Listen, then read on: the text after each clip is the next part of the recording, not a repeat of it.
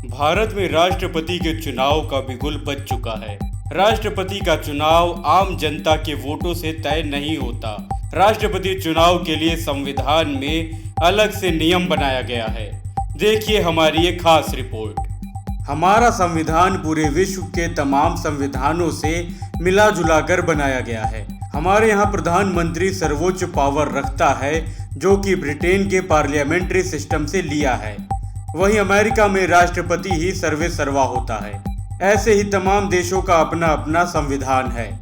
आपको बता दें कि बाकी चुनावों की तरह भारत में राष्ट्रपति चुनाव इलेक्शन कमीशन की देखरेख में ही होता है। वहीं चुनाव आयोग ने देश के नए राष्ट्रपति के चुनाव के लिए कार्यक्रम की घोषणा कर दी है। जानकारी के मुताबिक राष्ट्रपति रामनाथ कोविंद का कार्यकाल 24 जुलाई को समाप्त हो रहा है और अगले राष्ट्रपति का चुनाव इससे पहले ही होना है।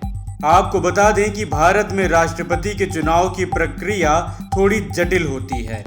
भारत में राष्ट्रपति का चुनाव सीधे जनता के वोटों से तय नहीं होता, बल्कि जनता जिसको चुनती है उनके वोटों से राष्ट्रपति चुना जाता है। इसीलिए इसको अप्रत्यक्ष निर्वाचन कहते हैं।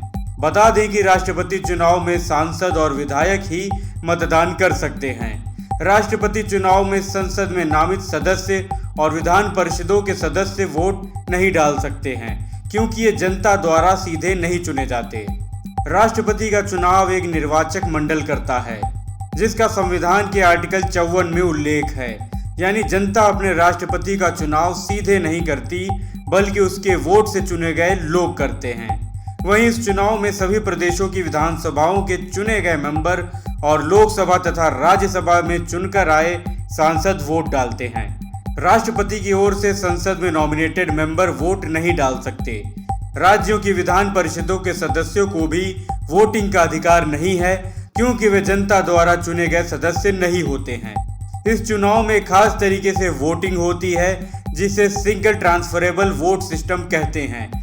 यानी वोटर एक ही वोट देता है, लेकिन वो तमाम कैंडिडेट्स में से अपनी प्रायोरिटी तय कर देता है। यानी वो बैलेट पेपर पर बता देता है कि उसकी पहली पसंद कौन है और दूसरी तीसरी कौन।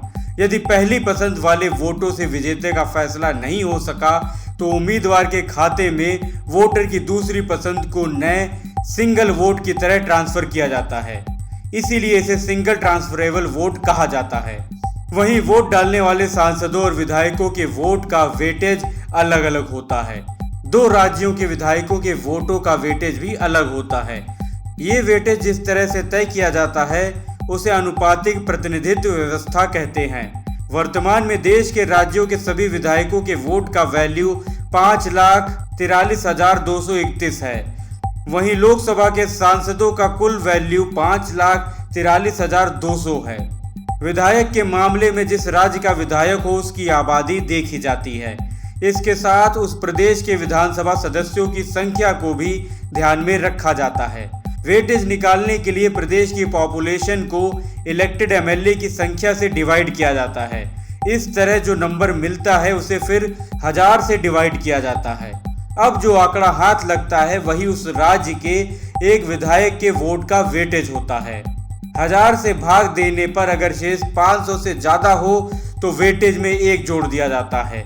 वहीं सांसदों के मतों के वेटेज का गणित अलग है। सबसे पहले सभी राज्यों की विधानसभाओं के इलेक्टेड मेंबर्स के वोटों का वेटेज जोड़ा जाता है।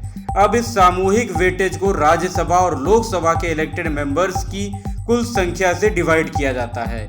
इस तरह जो नंबर मिलता है वो एक सांसद के वोट का वेटेज होता है। अगर इस तरह भाग देने पर शेष 0.5 से ज्यादा बचता हो तो वेटेज में 1 का इजाफा हो जाता है। राष्ट्रपति के चुनाव में सबसे ज्यादा वोट प्राप्त करने से ही जीत तय नहीं होती।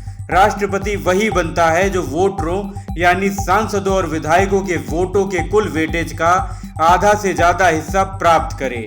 यानी इस चुनाव से पहले यह तय होता है कि जीतने वाले को कितने वोट यानी वेटेज पाना होगा। इस समय प्रेसिडेंट इलेक्शन के लिए जो इलेक्टोरल कॉलेज है, उसके सदस्यों के वोटों का कुल वेटेज 10,98,08,88 है। वहीं जो प्रत्याशी सबसे पहले ये कोटा प्राप्त करता है, वह राष्ट्रपति चुन लिया जाता है। Bureau report, live UP news 24, Lucknow.